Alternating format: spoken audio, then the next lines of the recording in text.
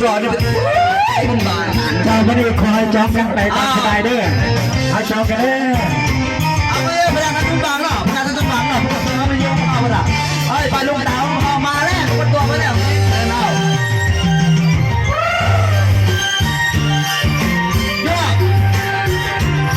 พนักงานตุ้มบางเลยพนักงานตุ้มบาง